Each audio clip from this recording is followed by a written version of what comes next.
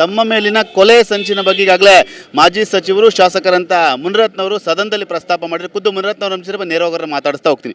Sir, ಇವತ್ತು ಸದನದಲ್ಲಿ ಒಂದು ವಿಚಾರವನ್ನು ಕೂಡ ಪ್ರಸ್ತಾಪ ಮಾಡಿ ನನ್ನ ಮೇಲೆ ಕೊಲೆ ಸಂಚು ನಡೀತಾ ಇದೆ ಅಂತೇಳಿ. ಏನು ಸರ್ ಸಂಚು? D K Shivakumar, D K Suresh ಮತ್ತು ಬೆಂಗಳೂರು ನಗರ ಜಿಲ್ಲೆ ಅಧ್ಯಕ್ಷ ಹನುಮಂತರಾಯಪ್ಪ ಮತ್ತು ಅವರ ಮಗಳು 4 ಜನ ಸೇರಿ 6 ತಿಂಗಳಿಂದ ಕೊಲೆ ಮಾಡೋದಕ್ಕೆ ಸಂಚು ಮಾಡ್ತಾಯಿದ್ದಾರೆ. ಈಗಾಗಲೇ ಕ್ಷೇತ್ರದಲ್ಲಿ ಚುನಾವಣೆ ಪ್ರಚಾರನೂ ಆರಂಭ ಮಾಡಿದ್ದಾರೆ.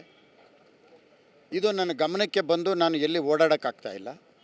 ಎಲ್ಲನ್ನು ಓಡಾಡಿದ್ರೆ ನನಗೆ ಮೊಟ್ಟೆ ಹೊಡೆಯೋದು, ಶರ್ಟ್ ಹರಿಯೋದು, ನನ್ನ ಮುಖಕ್ಕೆ ಮಸಿ ಬಳಿಯೋದು, ಹಾಗೂ ನನ್ನ ಕಾರುಗಳಿಗೆ ಕಲ್ಲು ಹೊಡೆಯೋದು, ಯಾವುದನ್ನು ಕಾರ್ಯಕ್ರಮಗಳಿಗೆ ಹೋದರೆ ಹಿಂಸೆ, ನರಕ ಒಂಥರ ಹಿಂಗೆಲ್ಲ ಮಾಡ್ತಾಯಿದ್ದಾರೆ.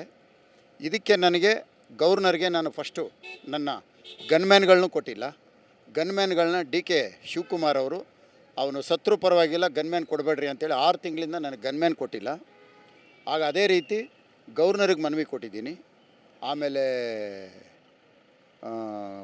ಪೊಲೀಸ್ ಕಮಿಷನರ್ಗೆ ಕೊಟ್ಟಿದ್ದೀನಿ, ಐ ಜಿ ಕೊಟ್ಟಿದ್ದೀನಿ. ಆದರೂ ಏನೂ ಸಹ ಆಗಲಿಲ್ಲ.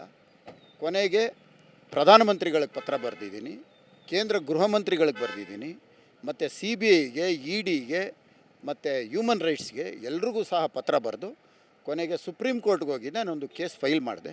ಸುಪ್ರೀಂ ಕೋರ್ಟಲ್ಲಿ ನೀನು ಕರ್ನಾಟಕಕ್ಕೆ ಗೌರ್ಮೆಂಟ್ಗೆ ಒಂದು ಲೆಟ್ರ್ ಬರೆದಿದ್ದಾರೆ. ಸುಪ್ರೀಂ ಕೋರ್ಟು ಮತ್ತು ಸೆಂಟ್ರಲ್ ಗೌರ್ಮೆಂಟು ಆ್ಯಕ್ಷನ್ ತೊಗೊಳ್ಳಿ ಅಂತಂದ್ರೆ ಇವತ್ತಿಗೂ ನನಗೆ ಒಂದು ರಕ್ಷಣೆ ಇಲ್ಲ.